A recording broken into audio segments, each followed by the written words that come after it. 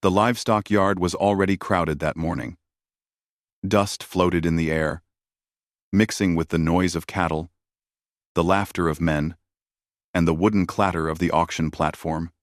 People from nearby farms and small towns had come to buy or sell animals, trade equipment, or simply watch. It was the kind of day where everyone expected the usual scenes. Cows being herded into holding pens, horses tied to posts, and farmers shouting about prices. Nothing unusual, nothing surprising. But then Harlan stepped up on the small wooden stage he had borrowed for the auction. People knew him. He was a rough man, sharp-haired, sharp-tongued, and always trying to get the better end of any deal. Some avoided him. Others tolerated him because business was business. Today, he had 3 cows tied near the gate, and everyone knew he wanted money fast. He had been struggling for months, and many believed he was desperate. The auctioneer began calling people over, saying that Harlan had a special deal. That word alone made some people curious. They gathered in a half-circle around the stage. A few men leaned on fence rails, while others folded their arms. Some women stood at a distance, holding baskets from the morning market. Harlan cleared his throat loudly. He held his hat under his arm and puffed out his chest like a man ready to make the speech of his life. The crowd looked at him with mixed interest. Everybody expected him to say something odd. Harlan liked attention, but no one expected what he was about to shout. He lifted his arm toward the cows and then pointed behind him toward a quiet figure standing near a wagon. "Buy a cow," he yelled, "and you get a working Apache woman free." The words hit the crowd like a sudden gust of cold wind. People froze. A few laughed at first, thinking it was one of Harlan's wild jokes, but the laughter died quickly when they saw his face. He was serious. Too serious.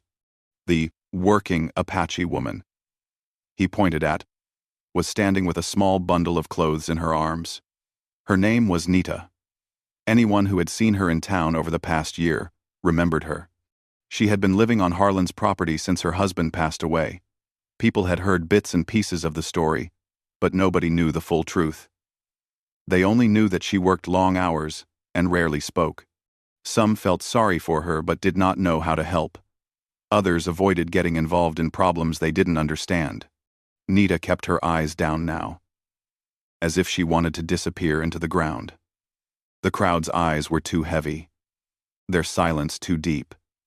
She shifted her weight a little, but did not step back. She simply stood there, small, calm, and tired, wrapped in quiet dignity. Someone from the back muttered, "Harlan, what are you doing?" "Selling my property." Harlan shot back. "She owes me months of work. I'm giving her away with the cow. Fair deal." People exchanged looks. They weren't sure what to say. Some disagreed silently. Some felt too shy or too afraid to challenge a loud man like Harlan. Others simply pretended to look elsewhere, hoping the moment would pass. But it did not. Harlan kept shouting, trying to make his offer sound normal. The auctioneer shifted uncomfortably, unsure if he should continue or stop everything. It wasn't his place to argue with sellers. Yet this felt wrong. His hands trembled slightly as he held his papers. The tension thickened. Then, just when the silence felt unbearable, a horse trotted into the yard. Its rider was a tall, quiet cowboy named Luke. Nearly everyone in town recognized him. He wasn't the talkative kind. He didn't drink much, didn't fight much, didn't cause trouble. People respected him because he worked hard and minded his own business. He came to auctions, sometimes to buy, feed, or sell a steer. Nobody expected him to get involved in other people's fights. Luke dismounted slowly, tying his horse to a post. He heard the last part of Harlan's shouting and stopped mid-step.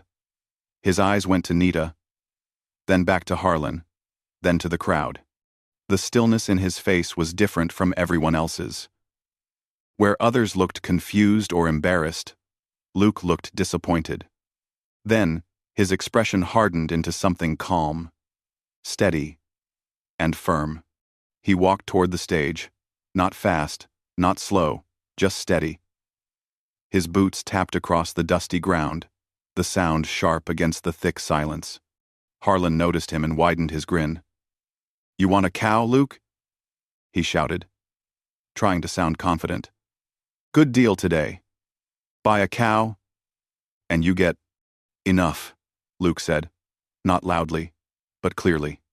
The crowd shifted. People straightened their backs.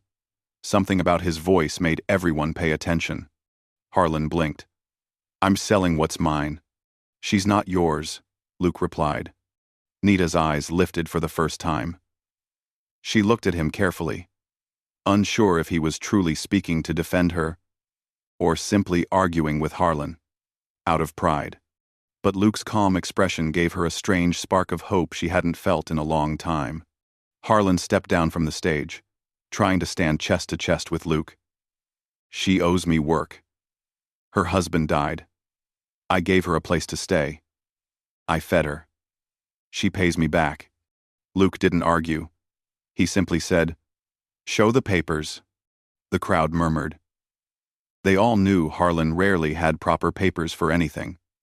He made most of his rules up as he went. Harlan's face tightened. "I don't need papers." "You do," Luke answered, "if you're going to claim she belongs to you." The sheriff, who had been standing near the fence the whole time, finally stepped forward. He didn't say anything yet. He didn't have to. Just his presence made Harlan twitch, nervously. A few people in the crowd found courage to speak. "This isn't right. You can't give away a woman. She's not livestock." Harlan grew red-faced but kept trying to defend himself. "She's under my care. I'm only trying to..." "Sell her?" Luke asked. The question cut through the yard like a knife. Harlan opened his mouth, but nothing came out. Luke looked at the auctioneer. The auctioneer nodded quickly, relieved. "But she walks free," Luke added. The crowd waited. The whole yard seemed to hold its breath. Harlan shook his head. "No. You want the cow? You take her too. That's the deal." Luke turned toward the sheriff. "Is that legal?" The sheriff crossed his arms. "No." The final word landed firmly. Harlan knew he was trapped. He looked around, searching for support, but everyone who might have helped him kept their eyes away. They didn't want to be linked to what he had tried to do. Luke reached into his pocket and counted out the money for the cow. He placed it calmly in the auctioneer's hand. Then he turned to Nita. His voice softened, but it was still steady. "You're free. You can go wherever you want. Nobody here owns you." Nita held her small bundle a little tighter. Her throat felt frozen. She didn't know what to say. She had been living under Harlan's rules for so long that the idea of being free again felt unreal, like a distant dream. Harlan scowled, but he didn't dare approach her now. With the sheriff nearby, and the whole town watching, he had no power left. Luke stepped aside so Nita could walk forward if she wished. He didn't force her. He didn't try to guide her. He simply stood there, giving her space, not making choices for her, but protecting her right to choose. She looked at him again, really looked this time. He didn't smile or speak gently like some men tried to. He wasn't pretending to be a hero. He just looked honest, strong, fair, and behind his calm eyes, she sensed something she hadn't seen in a long time. Respect. Slowly, she took a step forward. The crowd parted for her. People watched her with quiet sympathy, but no one touched her or told her what to do. Luke remained nearby. Not close enough to scare her, but not far enough to abandon her. He waited quietly, as patient as the slow breeze passing through the yard. For the first time in many months, Nita felt a tiny piece of fear lift from her shoulders. The sun warmed the ground beneath her feet. The world suddenly felt wider, and the cowboy who had spoken up for her stood ready, calm and steady, watching over her freedom, not claiming her, not guiding her, only guarding the moment she took her first step into a different life. The crowd that had gathered around the auction slowly began to break apart. People whispered to each other with mixed feelings. Some were proud of what Luke had done. Others were surprised he stepped into trouble, and a few still stared at Harlan with judgment in their eyes. But Luke did not pay attention to any of them. His eyes stayed on Nita, making sure she was not frightened or cornered by anyone else. Nita stood still for a moment, unsure where to go. She held her small bundle of clothes close to her chest, as if afraid someone might snatch it away. Her heart beat quickly. Freedom was new, strange, and a little frightening. She had worked for Harlan for so long, following strict rules and surviving long days, that even standing alone in an open place felt unfamiliar. Luke noticed her hesitation. He did not step forward too quickly. Instead, he kept a respectful distance and spoke softly so she would not feel pressured. "You don't have to stay here," he said. "You can walk anywhere you want." Nita looked around the yard. She saw the dirt road leading toward the river, the long path heading back toward town, and the open field stretching toward the hills. All these paths were open to her now, but she had no idea which one to take. She had spent the past year doing chores at Harlan's farm. Before that, she had lived with her husband in a small Apache camp far away. When he passed away, she lost her home, her place, and her people. Harlan had given her shelter, but the cost was too heavy. Now she had no place to return to. Luke saw the confusion in her eyes. He walked a little closer, not enough to scare her, but enough for her to hear him clearly. "Do you have family nearby?" he asked. Nita slowly shook her head. "Anyone expecting you?" Another shake. "Anywhere you want to go?" She lowered her gaze. The answer was no, but saying it aloud felt too painful. She swallowed hard and stayed silent. Luke understood without hearing her speak. He knew what it meant to have no direction. There had been a time in his own life, years ago, when he lost his father and had nowhere to go. He had wandered for weeks, sleeping under trees and finding work wherever he could. He remembered the empty feeling, the cold nights, the fear of tomorrow.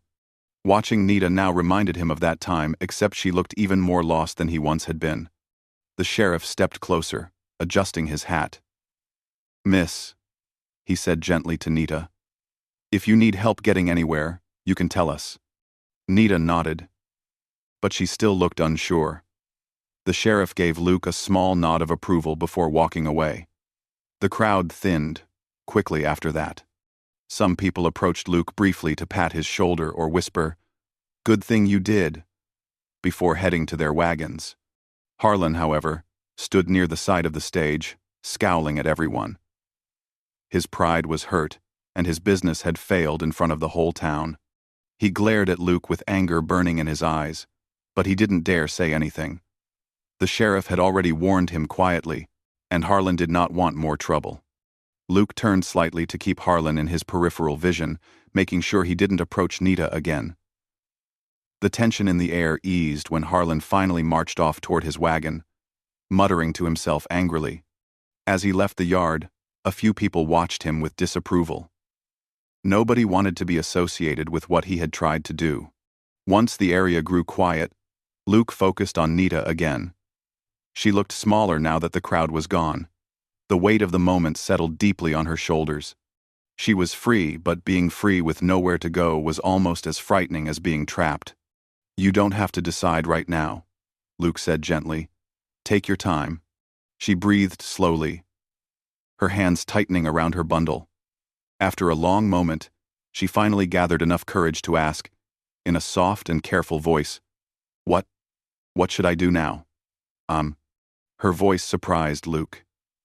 It was gentle, almost unsure, like someone who hadn't spoken freely in a long time. He didn't want to make decisions for her, but he also couldn't leave her standing alone. "You can come with me," he said carefully. "Only if you want to. Just until you figure out your path." Nita blinked. Your ranch? Yes, he replied. It's quiet, safe. You can rest, eat, and decide what you want to do next.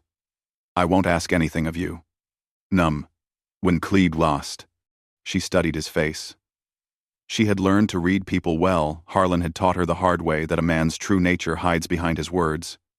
But Luke's eyes were calm, honest, kind, without being soft. He looked like someone who spoke less and did more. Someone who didn't break promises. Still, she hesitated. I don't want trouble for you, she said. There's no trouble in helping someone, he answered. Her throat tightened. She looked down again. For months, she had been treated like an extra tool on the farm, useful, but not respected. Being offered a choice, a real choice, felt overwhelming. Luke stood silently and waited. He didn't rush her, didn't repeat his offer, didn't try to convince her. He simply stayed there, as someone she could walk toward if she wanted. Finally, after long, quiet moments, Nita took a slow breath and nodded. I will come, for now. Luke gave a single, respectful nod. All right. He picked up the rope tied to the cow he had just bought, guiding it gently toward his horse. Nita followed a few steps behind, still keeping space between them. They walked across the yard, leaving the remains of the broken auction behind. As they walked toward Luke's horse, she noticed how calm the animal stood, as if sensing its owner's steady nature. Luke spoke softly to the horse, while tying the cow's rope to the back of the saddle. Everything he did was quiet, measured, and respectful. There was no sudden movement, no raised voice, nothing that made her feel unsafe. Can you ride? Luke asked after a moment. Nita nodded. A little. I can help you up if you like. She hesitated, then shook her head. She wanted to show she could manage. Luke stepped aside to give her space. Carefully, she climbed onto the horse, settling into the saddle with gentle movements. The horse didn't flinch. It simply looked back at her for a moment, acknowledging her presence. Luke took the reins and walked beside her as they left the yard.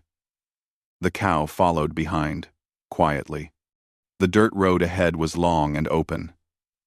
The sun shone warmly, and a light wind brushed across the fields. Nita felt the world shift beneath her, a mixture of uncertainty and hope rising inside her chest. She did not know where life would take her next. But for the first time in a long time, she wasn't walking into fear. She was walking away from it. Luke walked steadily, glancing up occasionally to check on her. He didn't speak much. He understood that silence was sometimes the greatest comfort. The rhythm of the horse's steps and the creaking of leather filled the air. Nita looked at the countryside as they traveled. She saw wildflowers along the road, tall grass moving in waves, and distant hills that looked soft in the sunlight. The world suddenly looked bigger than she remembered. She inhaled deeply, letting the fresh air settle some of the heaviness in her heart. After a while, Luke finally broke the silence. You can stay as long as you need, he said. There's an extra room, and plenty of food. She looked down at him. Why? Why do you help me? He kept his eyes on the road. Because someone should have helped earlier, he answered honestly. Quote, Nita felt her chest warm with quiet gratitude. She was still unsure about many things, her place in the world, her future, her safety, but she knew one thing clearly. She had met someone who did not see her as a burden, an object, or a problem. Luke treated her like a person with value. That alone made the road ahead feel less frightening. The sun lowered slowly as they continued toward the ranch. By the time they reached the wooden fence near Luke's land, the sky had turned soft orange. Birds settled in tree branches, and a gentle hush fell over the land. Nita looked at the ranch house. It was simple, but cared for a place where someone lived with hard work and respect. The barn stood sturdy nearby, and a small windmill turned slowly in the breeze. Luke guided the horse to a stop. Welcome, he said quietly. You can rest here. For the first time since her husband's passing, Nita felt the smallest spark of safety. It wasn't a promise of a future, nor a guarantee of ease, but it was shelter, kindness, and a chance to breathe again. And sometimes, a chance was all someone needed to begin a new life. Nita woke early the next morning, long before the sun brightened the hills. She wasn't used to soft beds or quiet rooms. For months, she had slept on rough blankets in a small corner of Harlan's barn. Now she lay on a real bed in Luke's guest room, listening to the peaceful sounds around the ranch birds waking up, the wind brushing the grass, and the distant creak of the windmill. It felt strange, but good. She lay still for a moment, letting the calm settle inside her before she stood up. She folded the blankets neatly, the way she always did, and stepped outside. The air was fresh and cool. Luke was already out in the yard, feeding the horses. He looked up when he heard her footsteps and gave a small, welcoming nod. Just like he had the night before. Nothing more, nothing less. You slept okay? He asked gently. She nodded. Yes, thank you. You don't have to thank me for every little thing, he said quietly. You're safe here. That's enough. No. No. Nita lowered her eyes. She wasn't used to being treated with simple kindness. With Harlan, every small comfort had come with conditions or reminders that she owed him. With Luke, it was different. He didn't keep track of favors. He didn't expect anything in return. Luke continued feeding the animals. Nita watched him work. His movements were slow, steady, confident. Every action looked thoughtful, never rushed. He worked with the horses like they were friends, not tools. She admired that quietly. After a moment, she stepped closer. Can I help? She asked softly. You don't have to, Luke replied. I want to, she insisted. Luke studied her expression for a moment. She wasn't trying to please him or pay him back.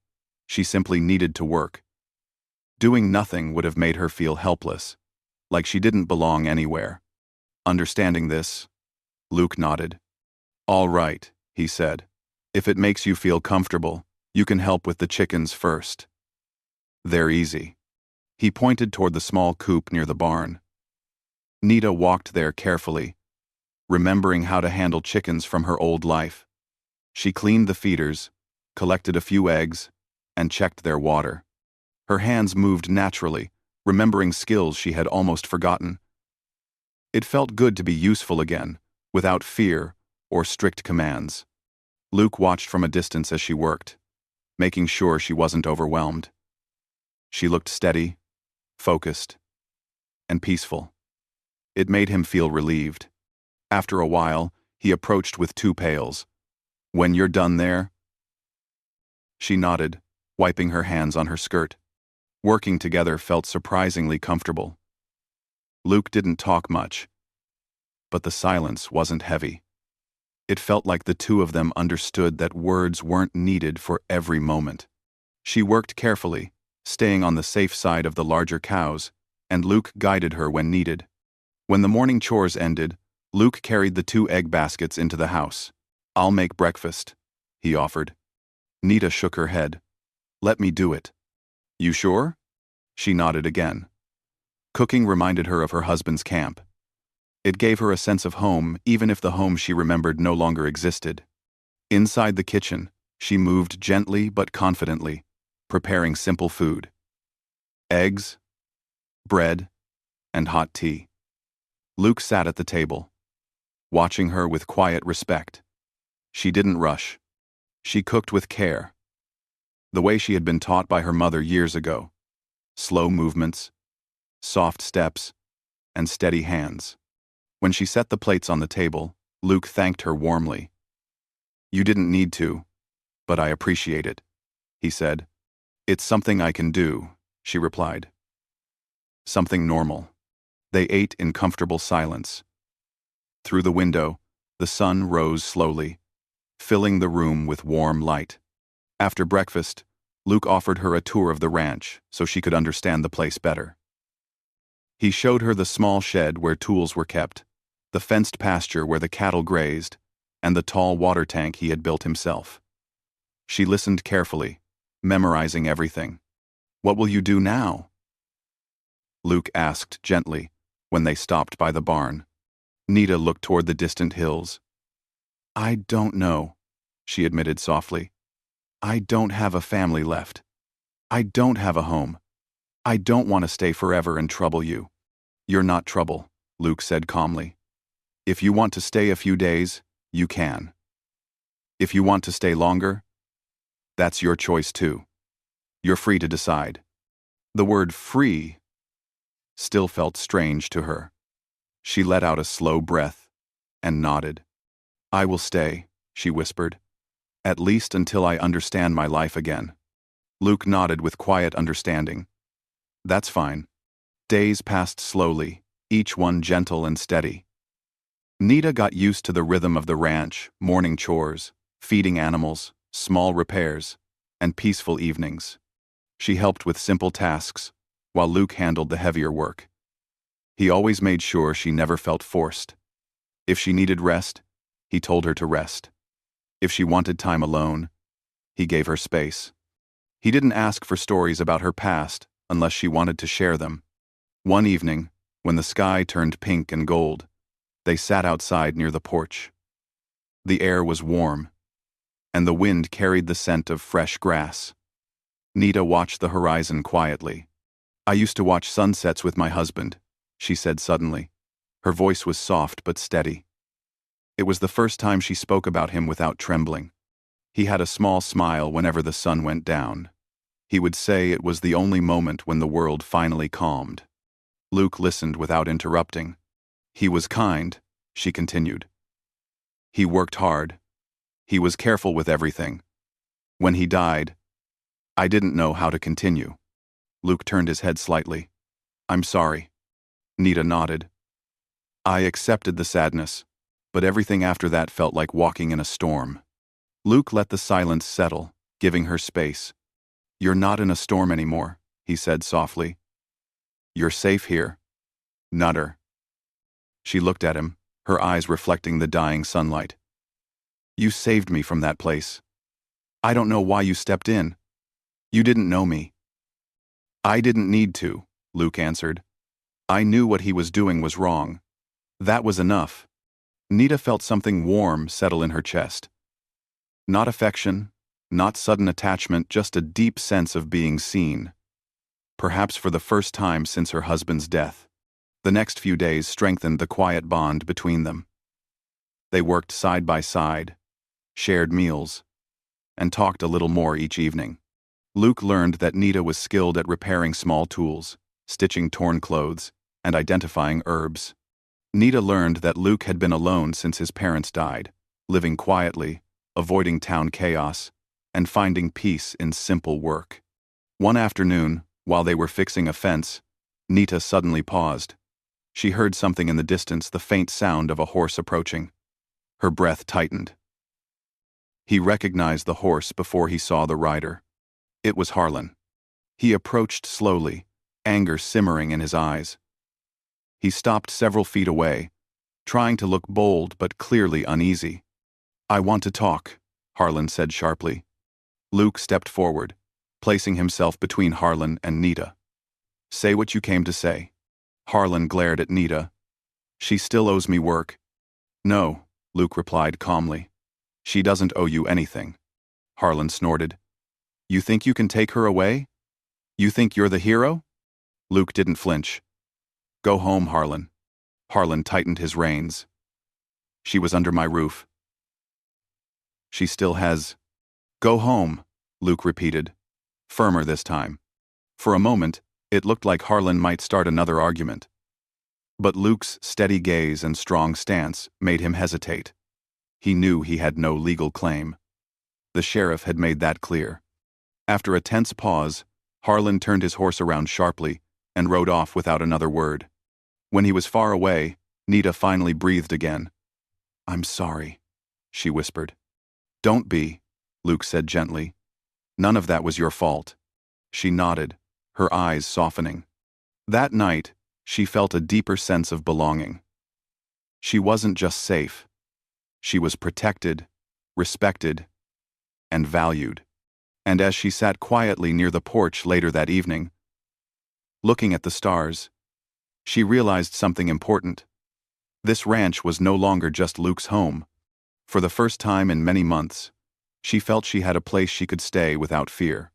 A place where she could begin again. The morning after Harlan's angry visit, the ranch felt quieter than usual. The air carried a soft stillness, as if the land itself wanted to protect the peace Luke and Nita had found. Luke moved through the yard feeding the animals, but he watched the road from the corner of his eye, just to be sure no unwanted visitor was approaching. Nita also felt a small worry inside her chest, but she tried not to let it control her. She knew Luke was careful, and she trusted his judgment more each day. She joined him near the pasture, carrying 2 pails of water. Luke smiled lightly when he saw her. A warm, steady smile that always made the day feel safer. They worked quietly together, just as they had done for many mornings now. Routine brought comfort. Work brought peace. And the simple presence of each other brought something even deeper trust. When they finished feeding the animals, Luke walked with her toward the porch. Nita nodded. Yes. Yesterday frightened me a little, but seeing him leave made me feel lighter. He won't come back, Luke said firmly. The sheriff already warned him. And after what he tried to do at the auction, no one in town will stand with him. Nita hesitated. People believe what he did was wrong? Most do, Luke answered. And the ones who don't, well, they still know better than to speak out loud. She let out a slow breath. She wasn't used to people defending her. It felt strange, but comforting.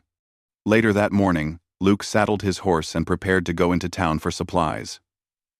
You can come with me if you want, he offered gently. But you don't have to. Nita thought for a moment. Facing the townsfolk was frightening, but she didn't want to hide forever. I'll come, she said softly. I should learn to walk into town without fear. Luke nodded proudly, though he didn't show it too strongly. All right then. They rode together down the long dirt road. The hills stretched around them, green and quiet. The birds chirped softly in the trees. Despite her nerves, Nita felt calm, riding next to Luke. He spoke little, but he always noticed when the road grew uneven or when her horse seemed nervous. He guided her, without speaking, with quiet gestures and small nods. She appreciated that. When they entered town, a few people turned to look. Some stared out of curiosity, some out of guilt for not helping her sooner, and some out of admiration for Luke's bravery at the auction. But nobody mocked her. Nobody pointed at her. Many people even smiled politely, as if wanting to show they were on her side now.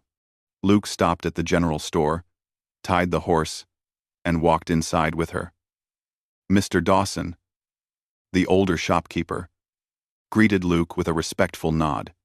When he noticed Nita beside him, he softened his tone even more. Good to see you, miss, he said warmly. Nita blinked in surprise. The kindness felt new. Thank you, she replied quietly. Mr. Dawson pretended as if nothing unusual had happened. Let me know if you need anything. Luke gathered flour, beans, a new rope, and some nails. Nita walked through the aisles slowly, looking at the shelves filled with things she had never had the freedom to choose. When Luke finished shopping, she quietly placed a small bar of soap on the counter, something she hadn't owned in months. Luke nodded at her choice, paid for everything, and carried the supplies outside. As they rode back toward the ranch, Nita felt different, lighter, taller, almost as if she had taken another step toward rebuilding her life. People looked at me differently today, she said softly. They saw the truth yesterday, Luke replied. Sometimes that's all it takes. When they reached the ranch, The wind blew gently across the tall grass. Nita looked at the fields, the barn, the house, and the wide sky above. She realized she had grown attached to this quiet place. Not because she wanted to depend on Luke forever, but because she felt a part of her heart settling again. That afternoon, she dried herbs she had collected earlier in the week and organized them neatly in the kitchen. Luke repaired a broken fence and occasionally glanced toward the house, knowing she was safe inside. The ranch felt full, balanced, complete, something it had not been before she arrived. As evening approached, Luke and Nita sat outside the porch again. The sky turned orange, then purple, then deep blue. The peaceful silence between them was warm and steady. "You've changed this place," Luke said suddenly, surprising her. She looked at him. "How?" "It feels alive again. Less empty. Less quiet. Your presence. It brings something good." Nita felt her cheeks warm. "Your home was already good. I only helped." "No," he said softly. "You made it better." She lowered her gaze, touched by his words. They sat quietly for a long moment, watching the stars appear one by one. The silence stretched in a comfortable way, like two old friends, sitting together, without needing to fill the air with words. When the sky turned darker, Luke spoke again. "Nita, now that you've had time to rest and think, do you know what you want to do next?" She held her hands together in her lap, thinking carefully. "I want to stay in this area. Not because I want to depend on you, but because I feel safe here. I want to work, earn my place, build a new life. But I don't want to leave this land yet." "You don't have to leave," Luke said gently. "You can stay as long as you want." "Not forever," she added quickly. "I need to build something of my own." Luke nodded with understanding. "That's fair," she continued, her voice steady. "Maybe I can work for families in town, sewing clothes, helping with herbs, cooking. I know these things. People might trust me." "I think they will," Luke said. "You're honest, skilled, and people respect that." Her heart felt full hearing his confidence in her. The next morning, Nita decided to visit a few homes near the town to offer her help. Luke rode with her partway, making sure she felt safe on the road. When they reached the fork where the town path began, she looked at him and nodded. "I can go alone from here." "I'll be nearby if you need anything," Luke said. She smiled softly, not out of fear, but gratitude. She walked into town with steady steps. Some people invited her to help with small chores, mending shirts, grinding herbs, preparing food for older neighbors. She didn't ask for much payment. She only wanted to stand on her own feet. By the end of the day, she earned enough coins to feel proud, enough to show she was building something for herself. When she returned to the ranch, Luke was fixing the barn door. He looked up as she approached and saw her smile, small, but full of life. "It went well?" she said. "I knew it would," he replied. Days turned into weeks. Nita gained respect in town because of her hard work and gentle nature. Families trusted her. Children liked her. Women invited her into their kitchens. Men respected her skills. She wasn't a shadow anymore. She was part of the community, and Luke remained her closest friend. They shared quiet evenings, long rides, and peaceful moments. They didn't speak about the future too much. They didn't rush anything. Their bond grew naturally, shaped by trust and kindness, not pressure or expectation. Harlan, humiliated by the town and watched closely by the sheriff, avoided them. His influence faded quickly. People whispered about his foolish auction attempt, and some even refused to do business with him. In time, he became a reminder of a lesson: what happens when someone forgets the value of another human being. One evening, late in summer, Nita stood at the porch, watching the sunset. Luke walked up beside her, carrying 2 cups of warm tea. He handed her one, then leaned on the railing. "You've built a good life," he said quietly. "So have you," she replied. He looked at her thoughtfully. "You know, the day at the auction, I didn't think about consequences. I just knew it wasn't right. And because of that, my life changed," she said softly. "Both our lives changed," Luke corrected gently. Nita looked at him. There was no rush in her heart. No confusion. Just calm. Understanding. They were two people who had crossed paths in a moment of injustice and built something gentle out of it: respect, friendship, and a quiet connection that didn't need loud promises. She looked out at the field, where the grass swayed slowly in the wind, peaceful and endless. "Thank you," she whispered, "for helping me begin again." Luke shook his head softly. "You did that yourself. I only opened a door." She smiled. The sun disappeared behind the hills, leaving the land touched with a golden memory of light. And in that soft, warm moment, both of them understood something quietly, but clearly. Their story wasn't about ending pain. It was about beginning again with dignity, with hope, and with the strength to walk freely into a future they would shape step by step, side by side.